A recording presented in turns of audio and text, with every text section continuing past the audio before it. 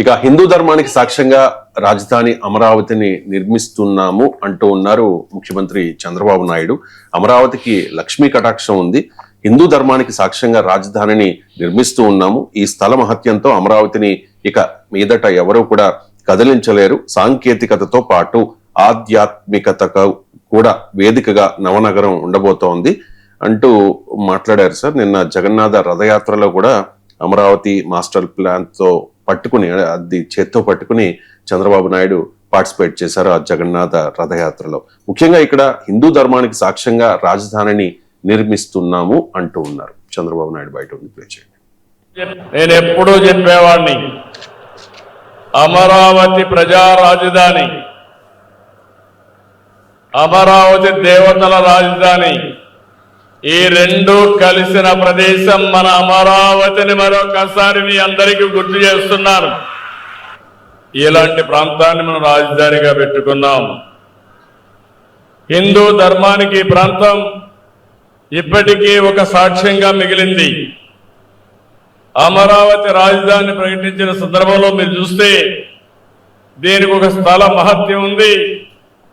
ఆ స్థల మహత్యాన్ని ఇంకా పెంచాం. దేశంలో ఉండే అన్ని దేవాలయాల్లో పవిత్ర మట్టిని, పవిత్ర జలాశయాల్ని అక్కడ పూజ చేసి ఇక్కడ తీసుకొచ్చి ఈ భూమిని పునీతం చేశాం. ఎవరు ఈ భూమిని టచ్ చేయలేరు. అమరావతి శాశ్వతం. ఎవరు కూడా దీన్ని కదిలించలేరని చెప్పి కూడా నేను మీకు తెలియజేస్తున్నా. వెంకటేశ్వర స్వామి, ఇక్కడే కృష్ణా నది, పక్కనే ఒక పక్క కృష్ణమ్మ తల్లి, ఇంకో పక్క వెంకటేశ్వర స్వామి అమరావతిని శాశ్వతంగా ఎప్పటికప్పుడు దీవిస్తానే ఉంటారు. అంతేకాకుండా ఈ అమరావతి రోజు రోజుకి ప్రపంచ ఖ్యాతిని పెంచే నగరంగా తయారవుతుంది తెలుగు వారికి. సార్, గతంలో అంటే చంద్రబాబు నాయుడు తన రాజకీయ ప్రస్థానంలో ఎప్పుడు కూడా ఇంతలా మతం గురించి మాట్లాడలేదేమో బహుశా. అంటే ఎందుకు సార్ ఇప్పుడు మాట్లాడుతూ ఉన్నారు? గతంలో కూడా టీడీపీ ఎప్పుడు కూడా హిందూ మతాన్ని ఇంతలా ఓన్ చేసుకోలేదు. చెప్తూ ఉన్నారు హిందూ ధర్మానికి సాక్ష్యంగా రాజధానిని నిర్మిస్తాము అని చెప్పేసి. అంటే హిందూ ధర్మానికి సాక్ష్యంగా అమరావతి ఉంది అన్నారు, నిజమే కదా. అది హిందూ పిలిగ్రిమ్స్ అంటారు, కాదని ఎవరు అన్నారు కదా. హిందూ ధర్మానికి సాక్ష్యమే కాదు, బౌద్ధ ధర్మానికి కూడా సాక్ష్యం అది. ఇక అమరావతి మీకు ధాన్యకటక నగరంగా, శాతవాహనుల రాజధానిగా, ఈవెన్ కాలచక్ర మహాసభలు కూడా జరిగాయి అక్కడ. మీకు అమరావతిలో మీకు కాలచక్ర మహాసభలు అంటే బౌద్ధములో చాలా కీలకమైన దలైలామా కూడా వచ్చారు. అందువల్ల హిందూ ధర్మానికి కాదు బౌద్ధ ధర్మానికి కూడా అమరావతి సాక్ష్యం. కానీ అల్టిమేట్ గా రాజధానులు రాజ్యాంగ ధర్మానికి సాక్షిగా రాజధానుల నిర్మాణం జరగాలి. ఇక్కడ మీ అబ్జర్వేషన్ కరెక్ట్. ఎందుకంటే ఎప్పుడు కూడా Chandrababu Naidu political history 40 years తీసుకుంటే, ఒక దశలోనైతే భారతీయ జనతా పార్టీని వ్యతిరేకించడానికి మాది secular party, BJP communal party, మేము ఆ పార్టీతో కలవడం ఇట్స్ ఏ హిస్టారిక్ బ్లండర్, చారిత్రక తప్పిదం అన్నారు చంద్రబాబు నాయుడే. సో అందువల్ల మీకు ఆ పాలిటిక్స్ అంటే ఎలా మారుతుంటాయి అనే దానికి ఉదాహరణ. రాజకీయ నాయకులు చాలా డైనమిక్ గా ఉంటారు. మీరు గమనించండి, P4 గురించి ఇప్పుడు మాట్లాడుతున్నారా? కొన్ని నెలలైంది P4. ఒక దశలో అయితే రోజు P4 లేకుండా ఉండేది కాదు. ఒక్కసారి ఆంధ్రజ్యోతిలో ఒక ఆర్టికల్ వచ్చింది, మన రాధాకృష్ణ విశ్లేషణ వచ్చింది, చంద్రబాబుకు P4 పిచ్చి అని. తెల్లారి నుంచి P4 బంద్. మీరు గమనించండి. సో ఎక్కడా P4 డిస్కషనే లేదు, అసలు ఎక్కడ P4 ప్రస్తావన కూడా లేదు. అలాగే మీకు గొడ్డు కొవ్వు పంది కొవ్వు అనేది లేకుండా పేపర్లు ఉండేది కాదు. మీకు బాత్రూమ్ కెమికల్స్, తిరుపతి లడ్డు లేకుండా అసలు పేపర్లో ఉండేది కాదు. మీకు మనం ఎన్నిసార్లు మాట్లాడుకున్నాం మనం, కానీ ఇవాళ అసలు పేపర్లో కనబడక్క పేజ్ వాళ్ళు ఎన్ని రోజులైంది. మరి ఎవరన్నా అరెస్ట్ అయ్యారా? కేసు ఏమైనా తేలిందా? సిట్ ఇచ్చిందా నివేదిక? మనకేం తెలుసా? ఎవరన్నా చిన్నప్పని తప్ప ఇంకెవరిని అరెస్ట్ చేయలే కదా. ఆఖరికి టీటీడీ చైర్మన్ దాకా రాలేగా. జగన్ తర్వాత జగన్ అయితే అసలు ముచ్చటలే, జగన్ ముట్టుకోమని చెప్పేసి పవన్ కళ్యాణ్ అసెంబ్లీలో చెప్పారు కదా, మేము ఆ ప్రభుత్వ అధినేతలు కాదు, మా దృష్టి ప్రభుత్వ అధినేత కాదు అని 1-3 సార్లు వక్కానించి చెప్పారు. మరి ఏమైపోయింది? ఆగిపోయింది కదా. నేను మీకు నాయకుల ఢిల్లీ పర్యటన తర్వాత ఆగిపోయింది, అసలు కంప్లీట్ గా ఆగిపోయింది. మీరు గమనించండి ఎందుకు మరి తిరుపతి లడ్డు వ్యవహారం కదలికలేదు, ఏమీ లేదు చూడండి మీరు టోటల్ గా. సో పోనీయండి, విషయం సాల్వ్ అయింది, మీరు దొంగలు దొరికారు, వాళ్ళకి శిక్షలు పడ్డాయి, ప్రాబ్లం లేదు, సాల్వ్ అవుతుంది. మరి ఎక్కడ దొంగలకు శిక్షలు పడలేదు, శ్రీశైలం లడ్డు కూడా కల్తీ అయింది అన్నారు మీకు చంద్రబాబు, మనం బయట కూడా క్లేశాం. దాని ఇంతవరకు ఎఫ్ఐఆర్ ఉందా, కేసు ఉందా అంటే ఏమీ లేదు. వాళ్ళు గమనించారు మీరు, కంప్లీట్ క్లోజ్. నేను ఆ రోజు చెప్పాను మీకు ఇది క్లోజ్ అవుతుంది కరెక్ట్ గా 2020 ఎన్నికలకు ముందు మళ్ళీ ప్రత్యక్షం అవుతుంది, అప్పటిదాకా క్లోజ్ అయి ఉంటుంది.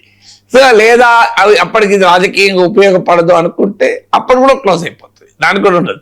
ఆ దశలో అయోధ్యకు కూడా కల్తీ లడ్డులు పంపించారన్నారు, ఎన్ని జరిగినాయి అసలు. సో అందువల్ల మీకు రాజకీయ నాయకులు క్షణక్షణానికి అవసరాలకు అనుగుణంగా తమ మాటలు మారుస్తూ ఉంటారు. ఇది రాజకీయ నాయకుల యొక్క స్వభావం. సమస్య ఎక్కడ వస్తుందంటే మాలాగా మీరు మారాలి అని మనలాంటి వాళ్ళకి ఒత్తిడి చేస్తుంటారు, మారకపోతే మీ పైన అటాక్ చేస్తామంటారు. మీరు మార్చుకోండి, మీ పని మేము మారుతాం. మేము ఎప్పుడైనా ఒకటే మాట్లాడతాం, 20 ఏళ్ల కిందనే ఒకటే మాట్లాడతాం, 5 ఏళ్ల కింద మాట్లాడతాం, 1 ఏడాది కిందనే ఒకటే మాట్లాడతాం. మాట మారదు మాకు. ఇప్పుడు ఒకప్పుడు చారిత్రక తప్పిదము మతోన్మాద పార్టీ బీజేపీ అన్నది, ఇప్పుడు బీజేపీ లాంగ్వేజ్ మాట్లాడుతున్నారు. ఎందుకు? ఇప్పుడు దేశంలో బీజేపీ ఒక బలీయమైన శక్తి. ఇప్పుడు రాజకీయాలు మారాయి. అప్పుడు ప్రత్యర్థి రాజశేఖర్ రెడ్డి, ఇప్పుడు ప్రత్యర్థి జగన్మోహన్ రెడ్డి.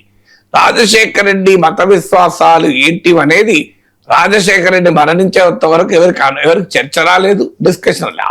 అడపా తిరుపతిలో అన్యమత అనే ఇలాంటి మాటలు మినహా సమాజంలో ఒక పెద్ద డిబేట్ గా, పొలిటికల్ డిబేట్ గా టీడీపీ కూడా చేయలేకపోయింది.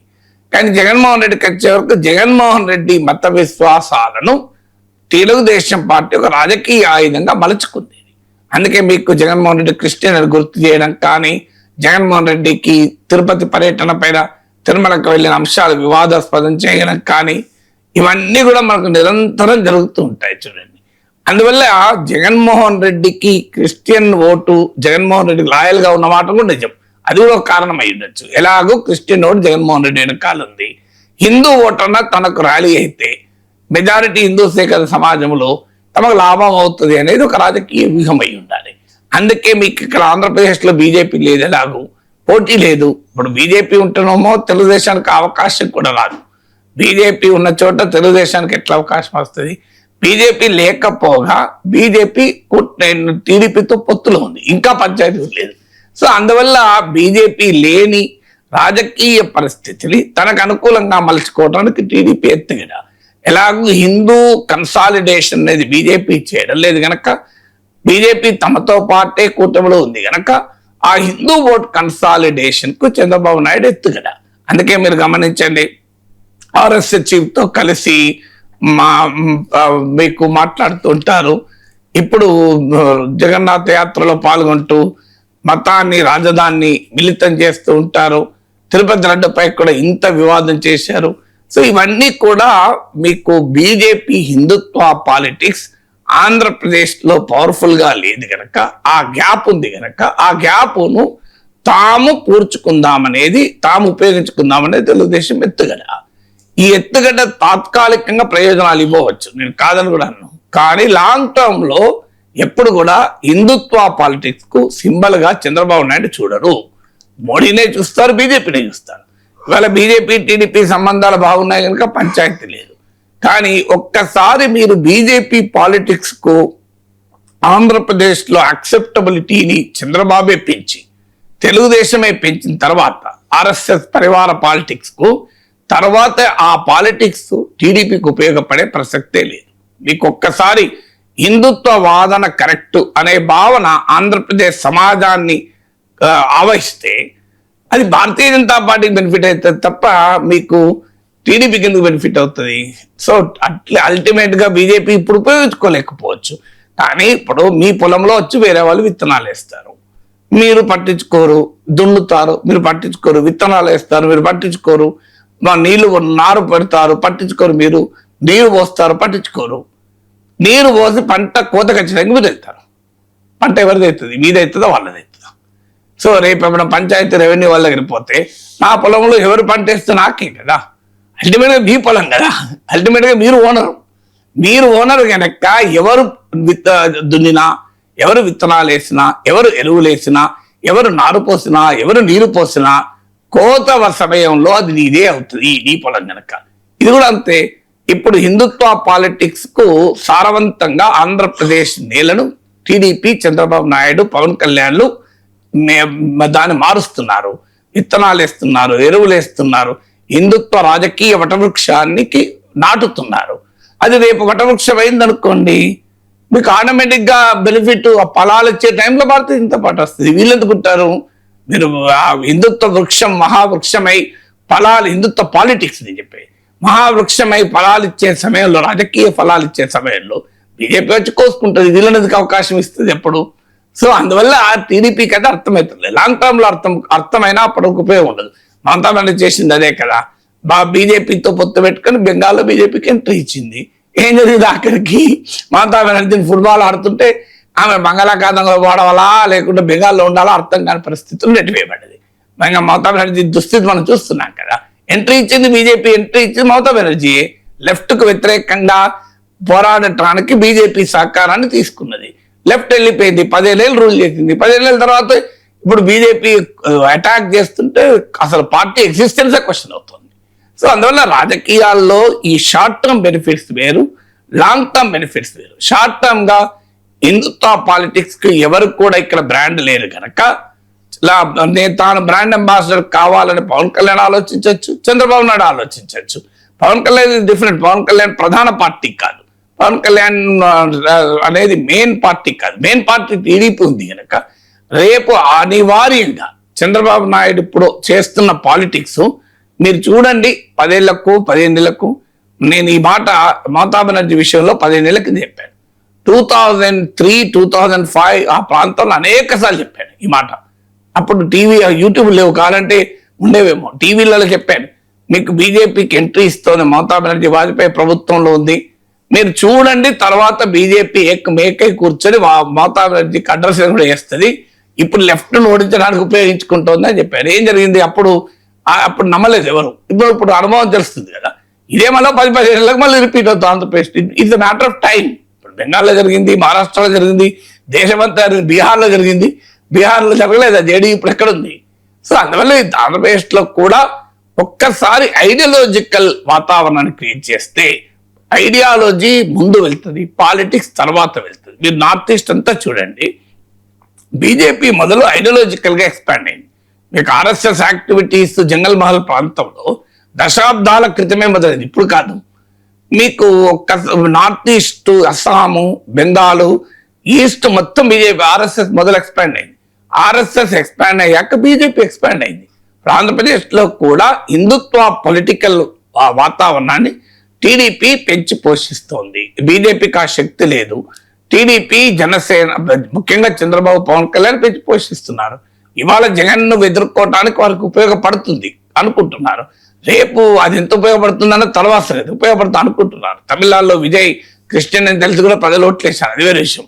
జగన్ క్రిస్టియన్ తెలిసి కూడా 2019లో ఓట్లేశారు. భారతదేశంలో అది ఇష్యూ అవుతుందా అనేది క్వశ్చన్. బట్ స్టిల్ అయినా తాత్కాలికంగా జగన్ ఎదుర్కోవడానికి ఉపయోగపడుతుంది. కానీ మీకు లాంగ్ టర్మ్ లో జగన్ బీజేపీ ఛాలెంజర్ గా మారిన రోజు ఉపయోగం ఏమవుతుందో అనేది తెలుస్తుంది.